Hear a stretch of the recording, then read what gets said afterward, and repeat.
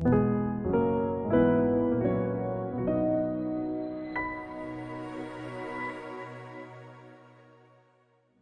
merci Seigneur de permettre que chaque frère ici présent, chaque sœur et aussi chaque famille, nous sommes unis ensemble dans sa présence. Je voudrais vous inviter, pour ceux qui le peuvent, on va se mettre debout et vraiment mets tout ton cœur à adorer le Seigneur. Sache qu'il connaît toutes circonstances, tout chemin par lesquels tu passes. Il est le Dieu de la consolation. Il est le Seigneur des seigneurs, le Roi des rois, capable de nous conduire, chacun d'entre nous, à la victoire sur le péché, la victoire sur toute forme d'opposition. Le nom de Jésus est le nom le plus élevé qui existe de tout l'univers. Alléluia. Commençons à le bénir ce matin. Je veux te louer, Jésus. Ton nom est puissant. Tu nous permets de venir dans ta présence, d'exprimer notre reconnaissance, de te bénir, de te louer et de t'adorer et d'élever ton nom, Seigneur.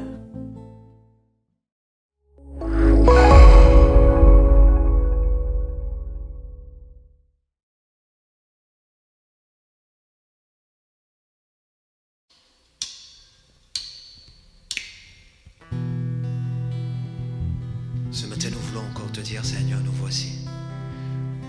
Nous voici devant toi, Père, comme une offrande. C'est notre chant.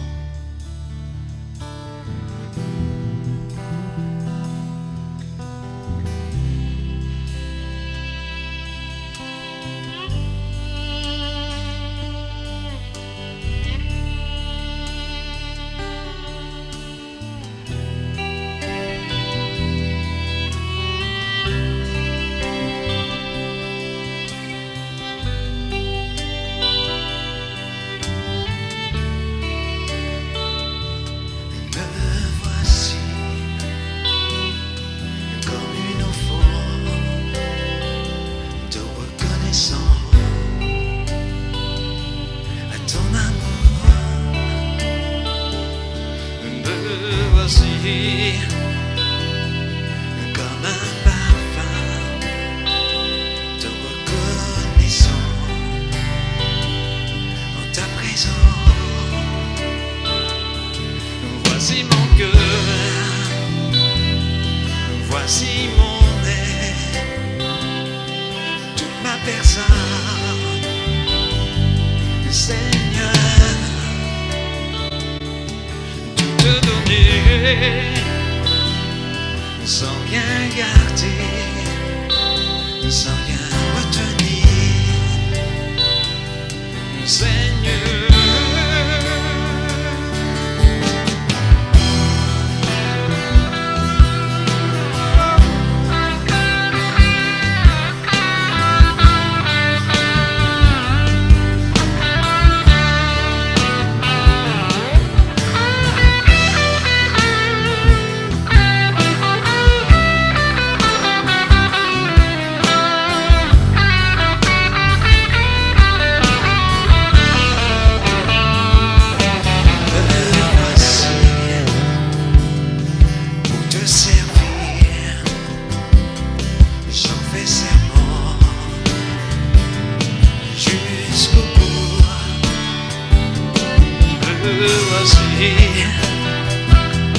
Je te promets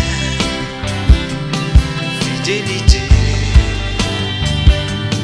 pour toujours. Voici mon cœur, voici mon être, toute ma personne, Seigneur, tout te donner. Sans rien garder, sans rien retenir,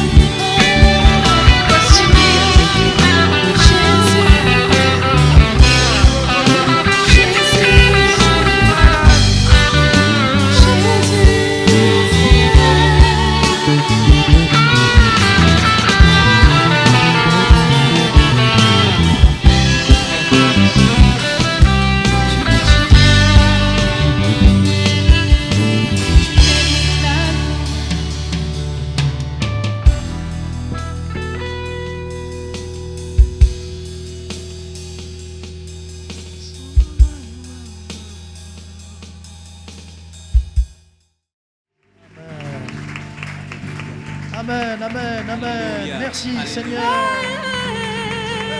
Gloire à Jésus. Gloire à toi, Gloire à Seigneur notre Jésus. Seigneur. Merci, Gloire Jésus. au Roi des Rois. Merci Seigneur Jésus. Yeah. Merci Seigneur Jésus. Alléluia. La gloire te revient. Alléluia. Gloire à Jésus. Alléluia. Merci Jésus. Merci Seigneur Jésus. Merci. Merci Jésus. Alléluia. Gloire à Dieu. Amen. Quelle joie de se retrouver, n'est-ce pas? Nous allons nous être introduits dans un thème formidable. Tous les thèmes sont formidables. Nous avons dit la dernière fois que le Seigneur nous conduit à la victoire. Maintenant, nous allons dire, il nous conduit dans le surnaturel. Êtes-vous d'accord? Notre Dieu est le Dieu des miracles. Il nous conduit dans le surnaturel. Normalement, le verset de base, ça serait Psaume 33, verset 16. Ce n'est pas une grande armée qui sauve le roi, ni une grande force qui délivre le héros. Verset 16 et au verset 20, non, c'est l'Éternel, notre secours et notre bouclier.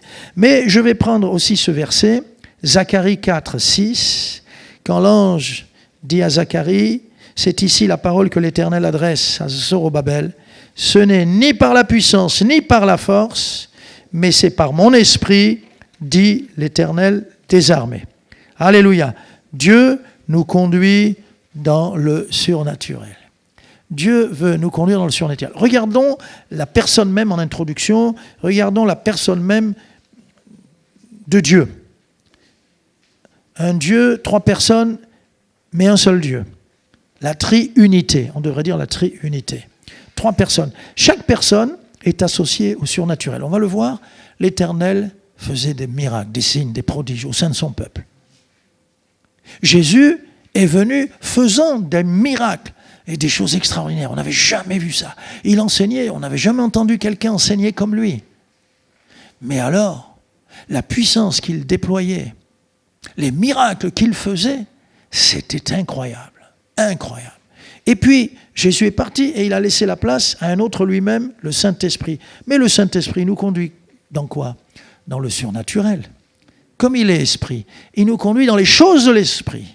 Et grâce à l'Esprit de Dieu, nous pouvons combattre les esprits invisibles, puissants, que personne ne peut combattre, sauf l'enfant de Dieu, parce que l'Esprit de Dieu est en lui. Amen.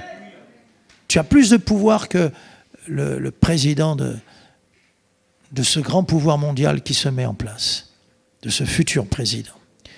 Alors, la question, c'est quoi le surnaturel? Si nous n'avions pas les masques, je serais passé dans les rangs et je vous aurais posé la question. Mais le surnaturel, ça représente beaucoup de choses. Dieu a créé deux mondes. Le monde visible, ça on le connaît. Mais il y a un autre monde que Dieu a créé. C'était le premier monde qu'il a créé avant le monde des hommes, de la nature, de la terre. C'est un royaume spirituel, d'esprit. Et dans ce royaume, il y a des puissances, deux puissances. La puissance de l'ange déchu, qui a embarqué avec lui des anges, et qui ont des pouvoirs extraordinaires, mais aussi la présence des anges de Dieu, surtout de l'Esprit de Dieu, parce que Dieu est tout-puissant, Jésus est tout-puissant, mais celui qui accomplit son ministère sur terre, dans ces temps de la fin, c'est le Saint-Esprit. Ce sont les choses qui appartiennent à Dieu. Ce sont les miracles. Mais dans le mot miracle, les prodiges, les signes, dans le mot miracle, il n'y a pas que des choses de puissance. Il y a la révélation, l'inspiration et la puissance font partie du surnaturel. Avoir une parole douce, une parole de connaissance pour toucher quelqu'un et lui dire quelque chose de son passé, mais lui dire que le Seigneur l'a vu, le sait et pardonne, ça la libère, ça la guérit, ça la délivre. Ça aussi, c'est le surnaturel. Et bien aimé, il est important pour nous de comprendre comment on l'a lu dans le psaume 33 et dans Zacharie 4, ce n'est pas une grande armée, ce n'est pas la force qui délivre le héros, non. C'est le surnaturel. Donc vous et moi, si nous nous sentons petits, c'est normal. Mais vous et moi, nous sommes les gens les plus importants sur Terre, les gens les plus utiles, parce que nous avons ce qu'il faut pour apporter des réponses aux solutions des hommes et des femmes de la planète. Amen. Nous avons ce qu'il faut pour encourager nos frères et nos sœurs, pour apporter les réponses de Dieu, les guérisons de l'âme, les guérisons du corps. Le peuple de Dieu, s'il entre dans le surnaturel, et c'est le programme du Seigneur pour lui, le peuple de Dieu qui entre dans le surnaturel, l'Église qui entre, qui vit, qui connaît, qui vit ces choses, les choses de Dieu, va être une Église utile à sa génération.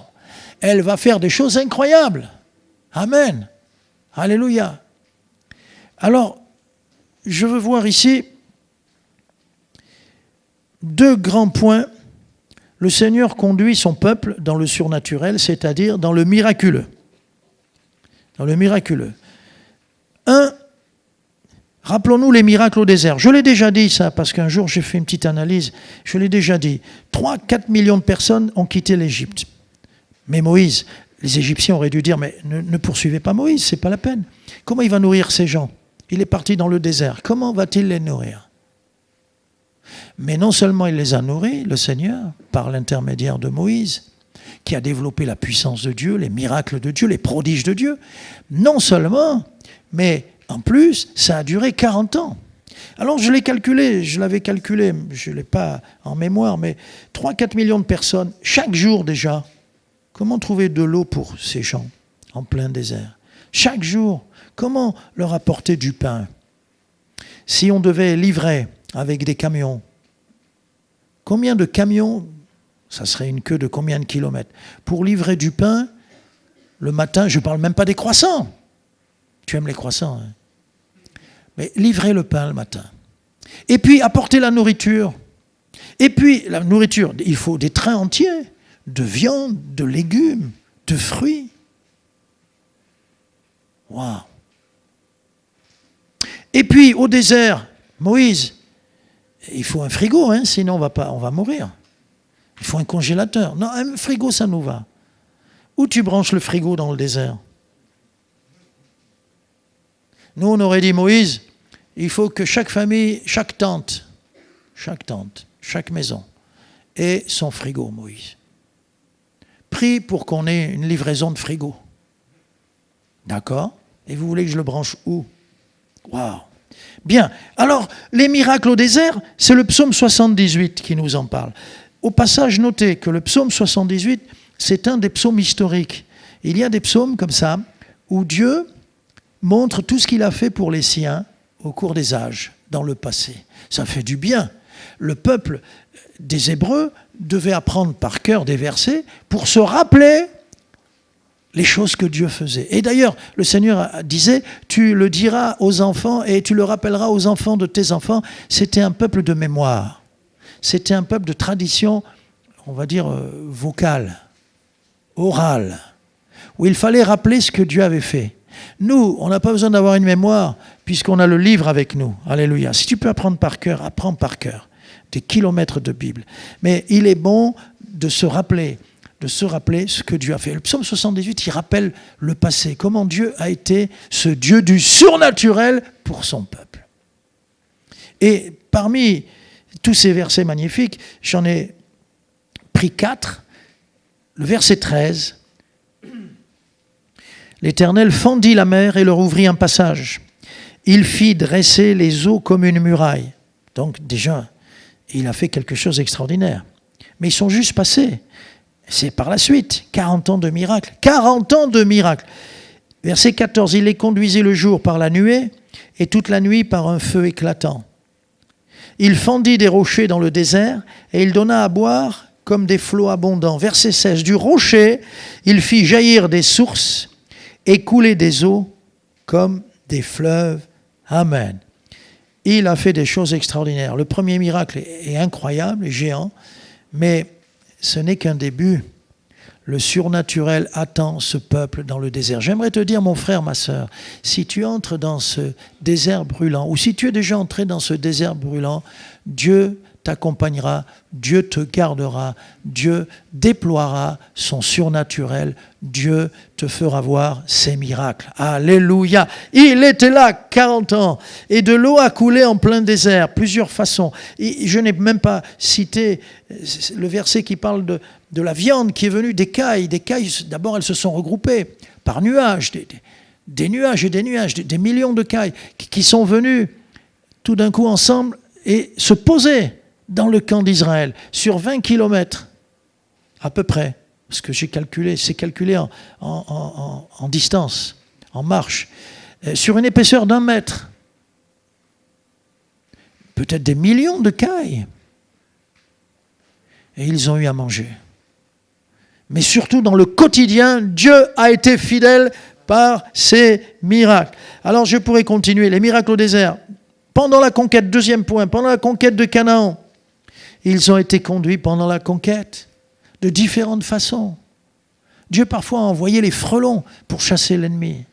Dieu parfois a envoyé la grêle pour combattre à la place de son peuple et délivrer son peuple de ces gens sanguinaires et cruels. Alléluia.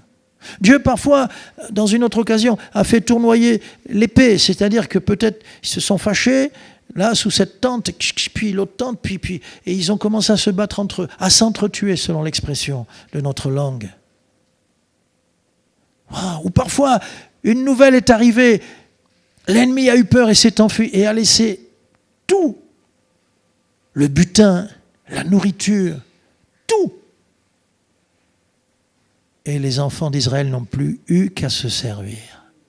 Alléluia. Nous avons un Dieu formidable. La conquête de Canaan, Josué 3. Josué chapitre 3, verset 3. Lorsque vous verrez l'arche de l'alliance de l'Éternel, votre Dieu, portée par les sacrificateurs, les Lévites, vous partirez du lieu où vous êtes et vous vous mettrez en marche après elle. Il fallait laisser une distance. Mais au verset 4, à la fin du verset 4, l'arche vous montrera le chemin que vous devez suivre, car vous n'avez pas encore passé par ce chemin. Josué dit au peuple, sanctifiez-vous, car demain, l'Éternel fera des prodiges au milieu de vous. Amen. Bien-aimé, si tu es en train d'entrer par un chemin par lequel tu n'es jamais encore passé, n'aie pas peur. Dieu te dit ce qu'il a dit à Josué. C'est un chemin que vous ne connaissez pas, par lequel vous n'êtes jamais passé. Ne vous inquiétez pas, je ferai des prodiges. Vous cherchez ma face, vous mettez-vous à part, sanctifiez-vous, mais moi, je ferai des prodiges. C'est un chemin par lequel tu n'es pas passé. N'en aie pas peur, n'en aie pas peur. Il peut y avoir des angoisses. Je viens d'avoir le bac, comment ça va se passer en fac ? Ou bien je viens à un nouveau boulot, et même quelqu'un n'a pas pris un nouveau boulot, mais elle me dit tout le monde est parti, muté, ou etc. Et moi je suis resté là seule. C'est comme ça, un nouveau boulot. Parce que j'ai dit pourquoi ? Mais parce que... qu'est-ce qui s'est passé ? Nouveau personnel, nouveau chef, nouvelle chef, nouveau... Et tous mes collaborateurs sont tous nouveaux. Je suis l'ancienne. Moi, la toute jeune, je suis devenue l'ancienne. N'aie pas peur. C'est un chemin que tu ne connais pas, mais l'Éternel le connaît. C'est un chemin qui te fait peur. Il y aura beaucoup de difficultés, sûrement. Mais l'Éternel est avec toi, vaillant héros. Et il est le Dieu des miracles. Donc le Seigneur dit, ne vous inquiétez pas, l'Éternel fera des prodiges au milieu de vous. Et le désert, puis Canaan, la conquête de Canaan, et puis nous, vide l'esprit. Vide l'esprit, c'est la réponse. Le Saint-Esprit a engendré l'Église. Le Saint-Esprit est venu naître en nous. Il nous a donné la vie, bien-aimés. Et le Saint-Esprit, c'est l'auteur de tous les miracles. Alléluia. Il habite en toi, il est ton ami, il est le Tout-Puissant à l'œuvre, et il veut te conduire dans le surnaturel, dans cette vie fantastique qu'il nous propose. Si je suis le Seigneur, le Saint-Esprit me conduira vers les miracles. Jésus n'a-t-il pas dit, Marc 16, versets 17 et 18, « Voici les miracles qui accompagneront ceux qui auront cru. En mon nom, ceux qui auront cru, pas seulement les apôtres. Bien sûr qu'il faut que Dieu nous aide, nous, apôtres, pasteurs, docteurs, évangélistes. Il faut que Dieu nous aide. Quand on prie, il faut que le Seigneur intervienne. Quand on crie à Dieu, quand on veut conduire le peuple de Dieu, il faut que le Seigneur nous aide et qu'il déploie sa puissance. Mais chaque enfant de Dieu est appelé à voir la vie de l'Esprit, n'est-ce pas ?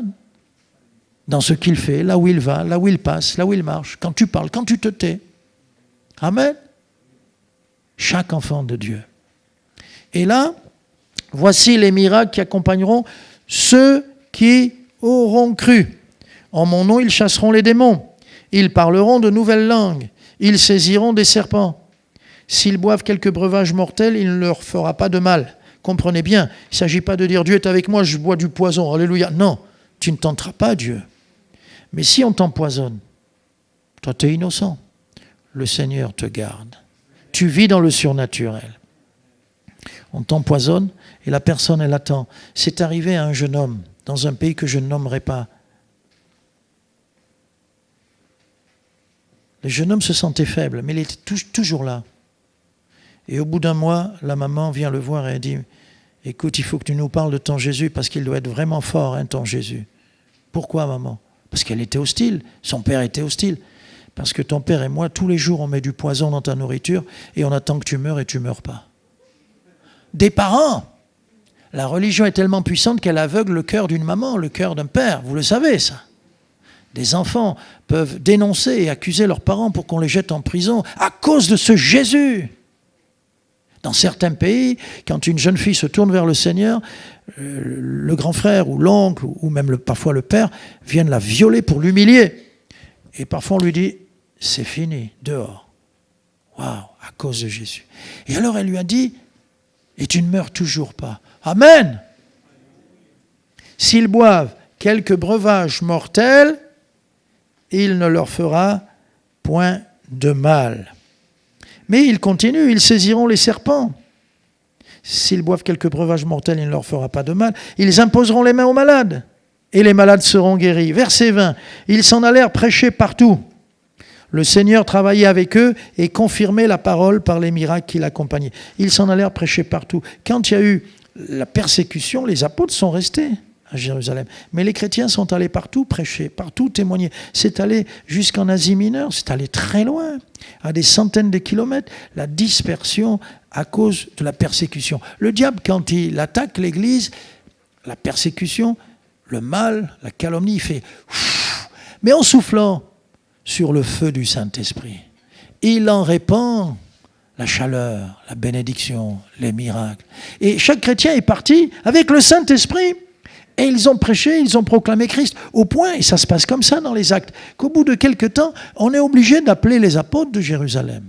On est obligé d'appeler des pasteurs parce qu'il y a maintenant 50, il y a peut-être 100 personnes, ils sont tous à Jésus.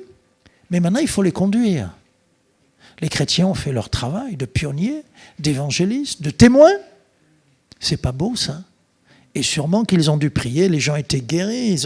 Et c'est pour ça qu'il y avait des foules, ou des fois des petits groupes, qui se convertissaient au Seigneur. Donc, la vie de l'esprit pour nous, frères et sœurs, la vie de l'esprit, c'est quoi ? C'est très simple. C'est, je donne ma vie au Seigneur, il me remplit de son Esprit Saint. Et l'Esprit m'atteste que je suis son enfant.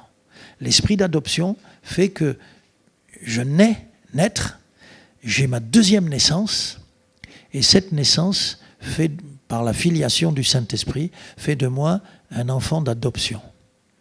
Enfant de colère, enfant du diable autrefois, fils du Dieu Tout-Puissant. Alléluia. Amen. On devient un jour enfant de Dieu. On ne peut pas naître chrétien. On le devient. En ouvrant son cœur, par la repentance et la foi dans l'œuvre de Jésus à la croix. Merci Seigneur. C'est beau, le Saint-Esprit en nous. Le Saint-Esprit en nous. On ne se rend pas compte la richesse, le trésor que nous avons dans le vase faible, petit. Vous savez, un petit vase. Quelqu'un dira, moi je suis petit, je suis comme Gédéon, etc. Tu peux être le plus petit, mais dans un tout petit flacon, quand on met un parfum, avez-vous été... Allez faire les Champs-Élysées, mesdames, mesdemoiselles. Allez à Sephora. Je vois des yeux qui... Sephora, parfum pour tout le monde, mais pour les dames. Et il y a des petits flacons qui valent des milliers d'euros. Oh, parce qu'on vous dit, ça vaut bien plus. Moi j'ai un litre d'eau de Cologne. À 2 euros, je ne sais pas, je demanderai à ma femme. Allez, 5 euros, je sais pas. Bon, c'est pas ça qui compte. C'est celui qui est en toi qui compte. Je suis faible, mais il est fort. Mes ennemis sont plus grands que moi, certainement. Plus grands, plus forts. Oui, parce que dans tes ennemis, il y a aussi des esprits méchants. Oui, mais celui qui est en toi est plus fort que celui qui est dans le monde. C'est ça le surnaturel de l'Église, parce que l'Église, elle est au bénéfice du ministère le plus grand. Celui de Jésus était le plus grand quand il était sur terre, et maintenant le plus grand, c'est celui du Saint-Esprit. Il est en nous, il travaille en nous, écoutez bien, il travaille avec nous, ou par nous, comme vous voulez.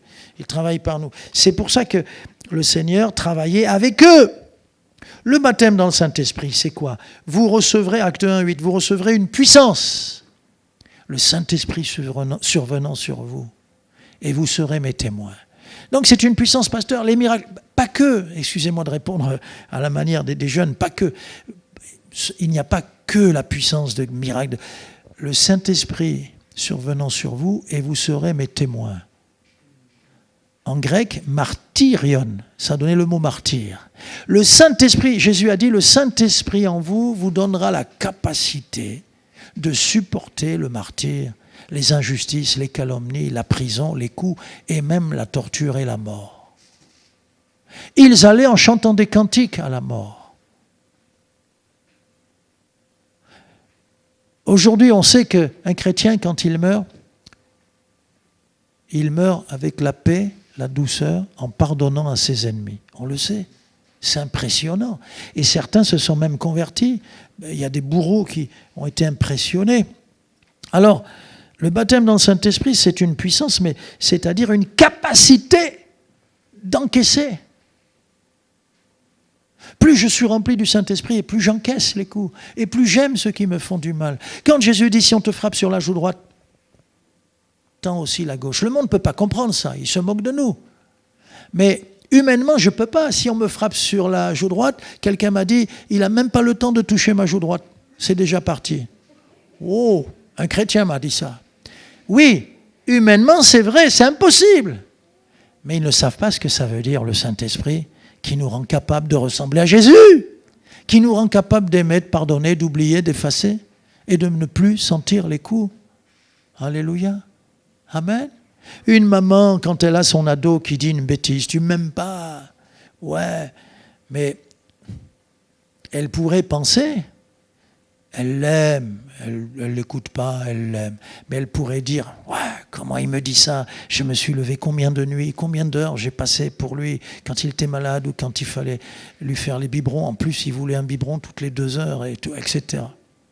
Elle n'a pas comptabilisé tout ce qu'elle a fait pour lui. Mais le gamin dira, maman, tu me dois tant.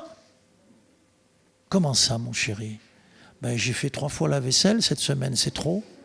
Tu me dois tant. À mon avis, c'est le gamin qui a une grande dette envers sa maman, n'est-ce pas?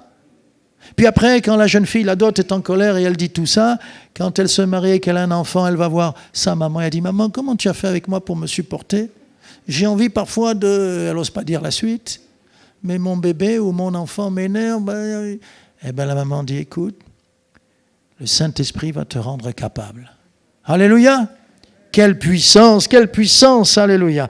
C'est la volonté de Dieu qu'on soit fort, bien-aimé. Josué, 3 fois au premier chapitre, on connaît tous. Mais le Seigneur lui dit, fortifie-toi, c'est-à-dire sois fort. C'est même un commandement. Dieu te dit, je veux que tu sois fort. Le psaume 68 aussi le dit. Dieu dit, je veux que tu sois fort. Pourquoi? On va avoir besoin de toi dans 2 minutes. Pourquoi? Parce que quand quelqu'un se noie, il faut que tu sois fort, il faut que tu nages mieux que tout le monde, il faut que tu plonges pour aller le chercher. Pourquoi il faut que tu sois fort? Parce que lui, tu vas lui porter son fardeau. Il faut que tu sois costaud pour porter son fardeau. Un jour, quelqu'un a voulu m'aider, je portais des grosses caisses, il a voulu m'aider. Je lui dis non, à 2, ça ne va pas. Prends une caisse alors, allez, tu me suis. Il n'arrivait pas avec la caisse. Il me faisait même perdre du temps. Et puis je me suis dit, oula, la caisse va tomber, il va tout casser dedans. Je dis non, ça va, c'est bon. Pose-la. Il faut que tu sois fort pour être le secours de ton prochain. Il faut que tu sois fort pour élever tes enfants, ta famille. Il faut que tu sois fort pour être une source de bénédiction et de courage. Donc, sois fort. Et ça, c'était l'Ancien Testament. Josué, et bien des fois, fortifie-toi ou soyez forts, fortifiez-vous. Et dans 1 Corinthiens 16, verset 3, veillez, demeurez fermes dans la foi, soyez des hommes, fortifiez-vous. Même aux femmes, le Seigneur dit, 1 Corinthiens 16, soyez des hommes, mes chères sœurs. Vous me comprenez, spirituellement parlant. Fortifiez-vous. Soyons forts. Une église forte, c'est pas pour écraser le monde. Une église forte, c'est pas pour montrer ses abdominaux, ses tablettes de chocolat, là, ses pectoraux. C'est pour aller au secours du faible. Pour aller aider celui qui est le misérable, celui qui a besoin de nous. Fort pour aussi défendre la veuve et l'orphelin. Fort dans la prière pour combattre et faire reculer les ténèbres. Alléluia! C'est ça une église forte. Une église forte, c'est celle qui prie pour les enfants. Nos enfants ont besoin de nos prières. D'ailleurs, il y a tout un programme que vous prendrez en sortant tout à l'heure, parce que nos enfants, on ne peut pas les réunir à cause de la distanciation. Ils ont droit à l'école, mais c'est une catégorie dans laquelle nous ne faisons pas partie. M'a-t-on répondu? On est coincé. Les lois ne sont pas faites pour l'Église, ni pour nos enfants de l'Église. L'école du dimanche, le catéchisme n'entre pas dans cette catégorie. Mais à l'école, ils ont le droit d'être ensemble, d'échanger leurs jouets, leurs livres, et voilà. Waouh. Et rappelez-vous, les enfants des Hébreux, aux 2 sages-femmes, si c'est une fille, laissez-la vivre. Si c'est un mâle, tuez-le. Mais il y a eu une maman qui a désobéi à Pharaon, à sa loi. Et elle a caché le petit Moïse. Elle a bien fait ou pas? Parce que le petit Moïse n'était pas petit. L'Esprit de Dieu va entrer en lui. Quelle vie avec l'Esprit il a déployé, il a vécu. Amen. La vie de l'Esprit, c'est aussi les manifestations. Alors là, il y a tellement à dire. Les manifestations du Saint-Esprit. Les manifestations du Saint-Esprit, nous avons, dans tous les actes des apôtres, dans tout le Nouveau Testament, nous voyons le Saint-Esprit à l'œuvre, avec Jésus bien sûr, mais après, les actes, c'est l'Église, et on voit ça dans les épîtres pastorales et partout. Mais qu'est-ce que nous avons? Nous avons 1 Corinthiens 12, 1 Corinthiens 13, 1 Corinthiens 14. 1 Corinthiens 13 est au centre, c'est l'amour. L'amour. La foi, l'espérance, l'amour, les 3 plus importants, mais c'est l'amour qui demeure. Et il y a le centre. Mais l'amour, sans la force de l'esprit, sans la vie de l'esprit, il n'aura pas beaucoup de rayonnement. N'est-ce pas? Par exemple, un amour sans sagesse, sans la sagesse divine, sans la sagesse de l'esprit. Ça sera du sentimentalisme. Un amour sans force ne pourra pas rayonner. Alors, 13, c'est l'amour, mais il est entouré du chapitre 12 et du chapitre 14, qui sont les 2 chapitres que je vous conseille de lire tout à l'heure, aujourd'hui. Sont les chapitres de la vie de l'esprit. Waouh! Et là, on ne va pas l'étudier, ça, ce n'est pas mon propos, mais dans ces chapitres-là, donc, ils viennent renforcer, ils viennent épauler. Ça ne se combat pas, la vie de l'esprit et l'amour, les dons et l'amour, la puissance et l'amour, ça va ensemble, c'est un tout. Mais ils sont là comme pour épauler celui qui est au centre, l'amour. Et dans ces chapitres, il est question de dons, de ministères, d'opérations du Saint-Esprit et d'unité. C'est différent, il y a une diversité, mais il y a une unité. C'est toujours le même esprit, c'est toujours le même Dieu, c'est toujours le même Seigneur. Et puis dans cette diversité, la diversité, c'est la richesse. C'est la richesse du Saint-Esprit. Je vous l'ai dit tout à l'heure, il n'y a pas seulement la puissance, il y a la révélation, il y a l'inspiration. Et quand je regarde aussi ces 2 chapitres, le 12 et le 14, le Seigneur dit à chacun est donné cette vie de l'esprit, à chacun. Tous, il y a souvent ce mot, le pronom tous, chacun. Dieu nous appelle à entrer, chacun, à manifester, à vivre cette vie de l'esprit. Il y a des mots formidables. Pour l'utilité commune, il y a aussi la vision de l'Église. Quand on est ensemble, c'est la famille. Quand tu es dans ta famille, papa, tu travailles pas pour toi, oui, pas pour ta femme, le couple, oui, mais aussi pour les enfants et les petits-enfants, et etc. Et quand tu vas mourir, tes héritiers vont prendre ce que tu as préparé pour eux. Déjà, c'est même plus à toi, c'est déjà à tes héritiers. N'est-ce pas? Ben oui, c'est pas à toi. Tu en profites encore un peu, mais c'est pas à toi. L'esprit de famille, ça va avec l'esprit de Dieu. Quand j'entre dans le surnaturel, c'est pour être riche pour mes frères, pour être riche pour mes sœurs. Si tu veux être fort, c'est pas pour dire « Regardez, je suis fort ». Non, mes victoires sont pour l'Église. Ce que je demande à Dieu, c'est pour les miens, pour la famille, pour la maisonnée, pour l'Église. Et pour cette génération qui ne le mérite pas, mais est-ce qu'on le méritait, nous? Qui ne le mérite pas, mais pour qui j'ai un grand amour, je veux que Paris soit béni, je veux que Paris soit visité, je veux que Paris soit guéri. Je veux que Paris connaisse la visitation du Saint-Esprit. Et ces temps vont arriver. Le Seigneur parle aussi d'une harmonie, c'est très beau. Il dit, c'est à sa place, chacun sa place. Il y a une diversité, mais tout s'emboîte. C'est extraordinaire. Alléluia. Donc, il y a des manifestations différentes. Comme ici, nous sommes différents. C'est beau, Phila. Moi, j'aime beaucoup Phila. On est tous différents. Il y a plusieurs peuples. On est différents, mais c'est une harmonie, un bouquet de fleurs. Je crois que le bouquet de fleurs le plus beau, c'est quand, harmonieusement, celle qui vous fait le bouquet, elle vous met un peu de tout. Et elle arrive à marier les couleurs. Et tu as toutes les couleurs. C'est magnifique. On pourrait mettre que des roses. Pourquoi pas? Bon, une douzaine de roses. C'est beau. Elles sont toutes identiques. Bon, c'est beau. Mais quand il y a un bouquet où il y a de tout, waouh, n'est-ce pas? Et notre Dieu, par le Saint-Esprit, nous montre qu'il aime la diversité. Et il y a une harmonie. Et puis le Seigneur dit dans ses expressions, aspirez, vous devez posséder abondamment pour l'édification, pour construire, pour bâtir, pour encourager, pour rendre fort mes frères et mes sœurs. C'est ça, édifier. Nous sommes tous des bâtisseurs.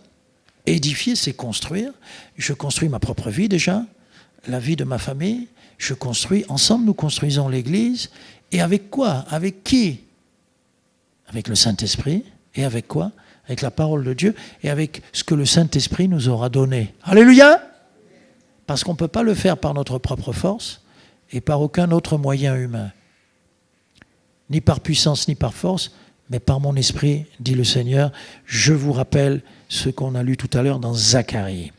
Voilà, je m'arrête ici parce que j'ai encore un point important, mais ça va nous emmener trop loin. Mais allez, pour terminer, un dernier passage que nous lisons. Acte 2, versets 17-18. Acte 2, 17-18. Il faut comprendre. À Jérusalem, quand le Saint-Esprit est venu et qu'a commencé la vie de l'Esprit, ça a été extraordinaire. Ils étaient environ 120. Nous sommes un peu plus de 120 passés. Et quand le Saint-Esprit les a saisis, ça a été tellement fort qu'il y a eu du bruit. C'était l'inauguration de la venue du Saint-Esprit. Il y a eu un bruit. Des langues sont venues se poser, des langues matérialisées par des langues de feu. Le feu, ça bouge, des langues qui bougeaient comme ça, sont venues se poser sur les uns et les autres, et sûrement se poser, et ils ont été remplis, c'est rentré à l'intérieur, remplis. Et ainsi naissait sur terre, non pas le Saint-Esprit, puisqu'il est de tout temps, mais le ministère du Saint-Esprit. Quelqu'un me dira, mais David, il est saisi. Oui, même, allez, Samson aussi, il est saisi. Mais là, c'est plus certains moments où l'Esprit vient, etc. Il est venu habiter. Il est venu chercher le corps des croyants. Les vases ont été remplis. Dieu a dit qu'il allait faire cela. Et on va le lire là. C'était la prophétie dans Joël. Mais Ézéchiel disait aussi, préparez-vous un cœur. Le cœur. Et donc, la Pentecôte est intervenue. Ça a été très fort. Et au bruit qui eut lieu, des multitudes sont accourues et sont venues. Pourquoi des multitudes? Parce que sur ces milliers et milliers, Pierre va prêcher pour expliquer ce qui se passe. Nous ne sommes pas pleins de vin doux, nous n'avons pas bu, il est 9h du matin quand même. Mais qu'est-ce qu'il leur dit? Il leur explique ce qui s'est passé et que le Saint-Esprit est venu. Promesse divine. Et là, il prêche Jésus. Et sur ces milliers de milliers, 3000 personnes se convertissent. Un sermon, 3000 conversions. Aujourd'hui, on a besoin du Saint-Esprit. Aujourd'hui, c'est 3000 sermons, une conversion. Vous voyez qu'on a besoin du Saint-Esprit. Quand le Saint-Esprit est en toi et quand il est en moi, une action et 3000 personnes peuvent être touchées. Comment le Saint-Esprit travaille. Amen. Il va bien au-delà de nos pensées humaines. Il est extraordinaire. Alors donc, je vais lire ce qu'il a cité l'apôtre Pierre. Venez avec moi, Acte 2, 17. Acte 2, 17. Dans les derniers jours, dit Dieu, je répandrai de mon esprit sur toute chair. Acte 2, 17. Vos fils et vos filles prophétiseront. Maman, papa, prie pour que tes enfants, tes filles, tes fils soient des prophètes, des prophétesses dans l'Église. Vos jeunes gens auront des visions. Amen. Il y en a de plus en plus au milieu de nous qui reçoivent ces choses, des visions. Et vos vieillards auront des songes.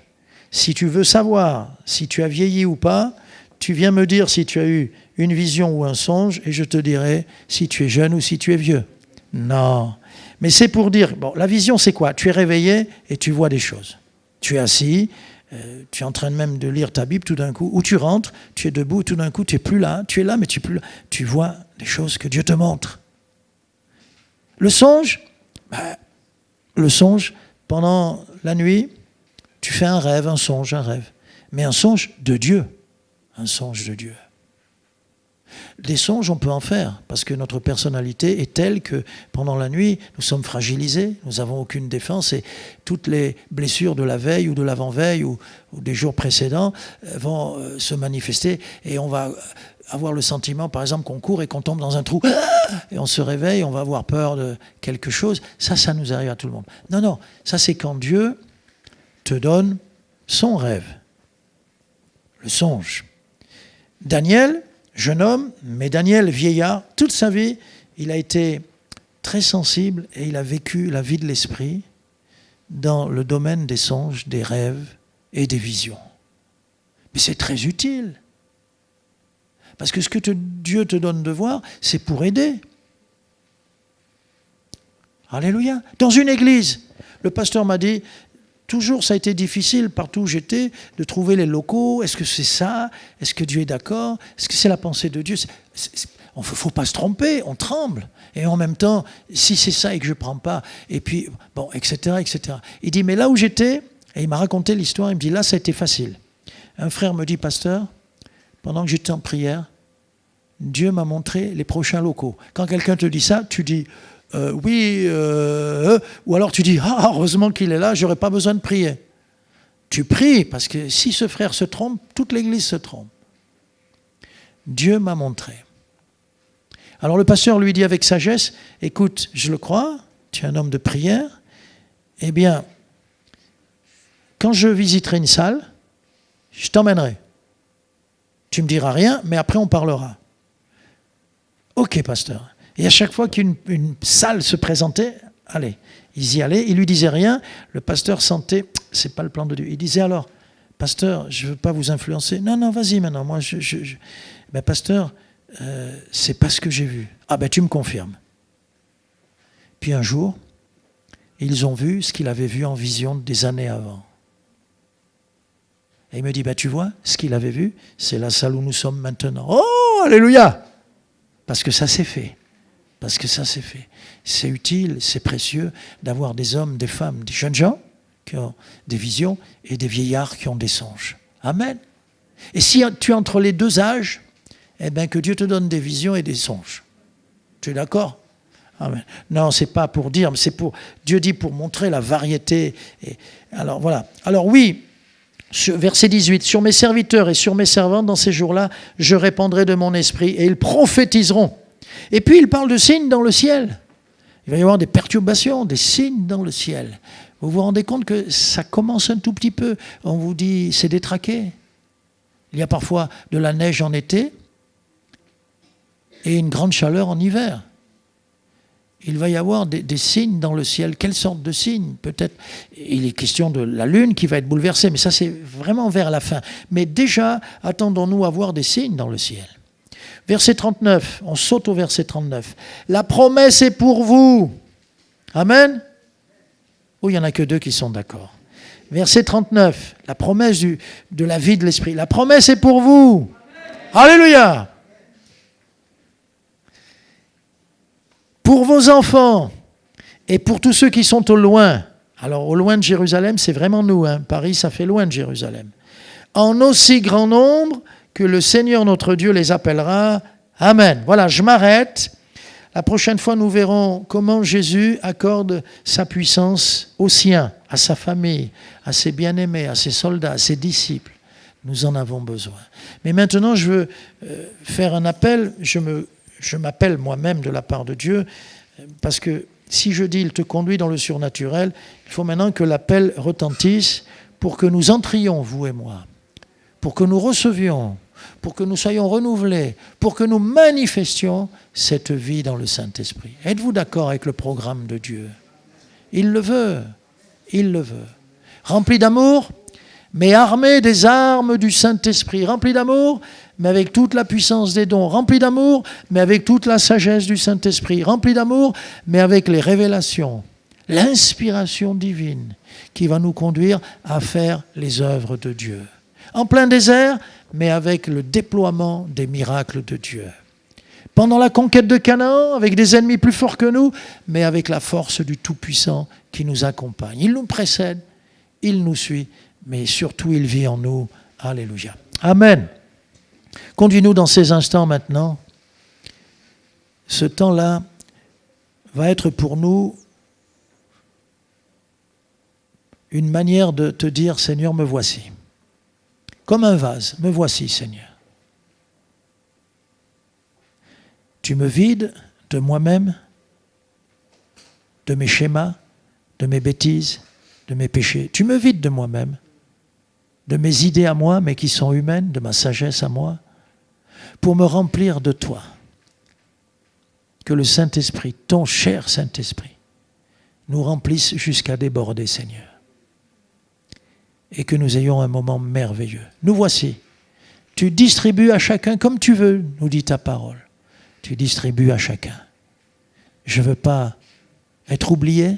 Voilà pourquoi, Seigneur, je me lève et je m'ouvre comme un vase. Amen. Lève-toi si tu aspires. Lève-toi si tu veux un renouvellement. Lève-toi maintenant, bien-aimé, pour dire, Seigneur, me voici comme un vase. Remplis le vase que je suis. Bien-aimé, ne dis pas que tu es un vase faible, un vase d'argile, un vase tout petit. Oublie cela. Ce n'est pas le contenant qui compte, ce n'est pas le vase qui compte. C'est le contenu, c'est ce que le Seigneur veut mettre dans ce vase que tu es. Le Saint-Esprit, le Tout-Puissant Saint-Esprit, veut maintenant nous remplir. Alors nous allons le laisser nous remplir. Peut-être qu'il y aura un temps de silence maintenant, qu'importe. Mais nous allons laisser le Saint-Esprit nous remplir. Crois qu'il le fait. Merci Seigneur. Merci mon Dieu. Amen. Amen. Amen. Amen. Amen. Tu as dit que à celui qui demande, il donne. Et nous avons demandé. Nous sommes convaincus que Dieu nous a donné. Nous sommes convaincus que Dieu nous a revêtus de son esprit, nous a remplis. Proclamez ce que Dieu vous a donné. Proclamez que Dieu vous a rempli de son esprit. Proclamez que vous êtes remplis de son esprit pour aller dans cette conquête de votre Canaan, pour aller pour voir ces prodiges dans les déserts dans lesquels vous passez. Proclamez que Dieu vous a donné. Dieu vous a rempli de son esprit. La puissance du Saint-Esprit avec vous. Sans moi, vous ne pouvez rien faire. Non pas par nos forces, mais par ta puissance. Seigneur, merci pour ton Saint-Esprit. Proclamons que nous sommes revêtus de la puissance d'en haut, la puissance du Saint-Esprit, pour conquérir, pour sortir du désert. Proclamons. Ouvrons nos bouches. Merci Seigneur. Ton esprit ton esprit nous remplit. Ton esprit nous remplit pour aller. Ton esprit nous remplit pour sortir de nos déserts, de nos prisons, les prisons physiques, les prisons spirituelles, les prisons immatérielles. Ton esprit nous remplit pour prendre la possession de ce que tu nous donnes, pour conquérir nos Canaans. Proclamons la puissance de Dieu. La puissance de Dieu dans nos vies. La puissance de Dieu. Seigneur Jésus. Seigneur Jésus. Seigneur Jésus. Non pas par ma force, mais par ton esprit. Seigneur, tu nous aimes. Tu nous aimes, tu prends soin de nous. Seigneur, tu nous vois, Seigneur Père éternel. Tu entends nos demandes. Tu entends le cri de nos cœurs. Et tu nous remplis. Tu nous remplis de ta présence. Ta douce présence. Que ton nom soit glorifié. Que ton nom soit glorifié. Que ton nom soit glorifié. Seigneur. Jésus. Jésus. Qui peut dire qu'il a reçu quelque chose aujourd'hui? Qui est capable de dire qu'il a reçu aujourd'hui? Gloire à Dieu. Quand Dieu nous donne, ça n'est pas pour nous-mêmes, c'est pour aller. C'est pour aller.